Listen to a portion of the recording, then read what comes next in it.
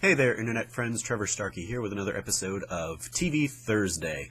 I just hit 200 days of doing this whole daily video thing, so I figured for today's TV Thursday I wanted to do a little bit of a special episode. So today I'm talking about The West Wing. It is one of my favorite shows ever since it originally started airing. I was in high school at the time, and it, along with later shows or even contemporary shows like The Daily Show and The Colbert Report, very much helped kind of establish my political identity. They kept me informed on kind of the issues. The West Wing, I think, does a pretty good job of presenting both sides. It definitely skews Democratic because the Bartlet administration is a Democratic team, but at the same time I was getting the Republican side of things from what was going on in the government at the time for most of the show's run. So those shows very much kind of helped give voice to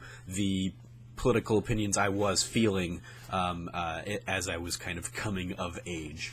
The West Wing's DVDs were among some of the first I owned, and they were also among the early issue of DVDs that would copy episodes onto both sides of the DVD, which means that I've watched them enough to the point that they've scratched on one side, so I can't watch some of the episodes because I've just enjoyed the show that much. But fortunately I have something like Netflix that has them all out there, and I can just kind of enjoy them there without having to repurchase the whole series. But it's definitely something near and dear to my heart.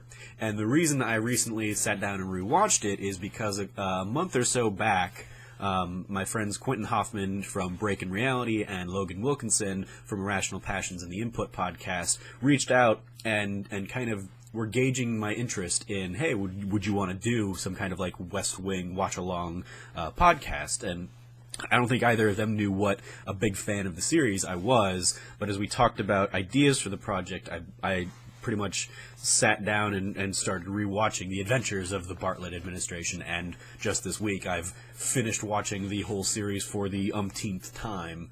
Every viewing of this show stirs up political feelings. I've gone so far as to apply for internships with the Arizona State Legislature in the past.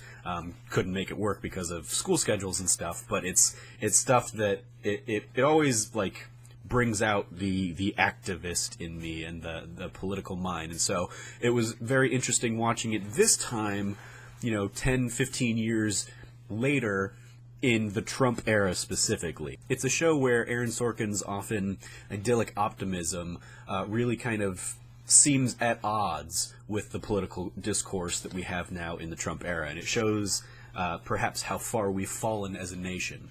It's a show where the two major political parties would sit down and hash out their ideas and find compromise despite their political differences. They still respected each other, and that's something that just seems unheard of in today's age. I think the Trump presidency has forever altered how we look at TV shows like this. Suddenly Selena Kyle from Veep and the Underwoods from House of Cards can't hold a candle to the simultaneous buffoonery and ruthlessness of the current administration. And so I think The West Wing serves as an interesting callback to a simpler time in politics when there was decency and high-minded discourse, and that was what we expected of our politicians. So with today being, day 200 of daily videos, I wanted to make this one a little bit special, I guess, and announce that we will be doing a West Wing podcast. In our new podcast, West Wing in it, Quentin, who has never watched The West Wing before, Logan, who is a diehard fan like myself, and I will all be sitting down watching episode by episode and discussing kind of our thoughts on the issues evoked in the show, as well as what it makes us feel in the Trump administration, in a Trump era. How does this show stack up to this day and age? So I hope you'll join us for that.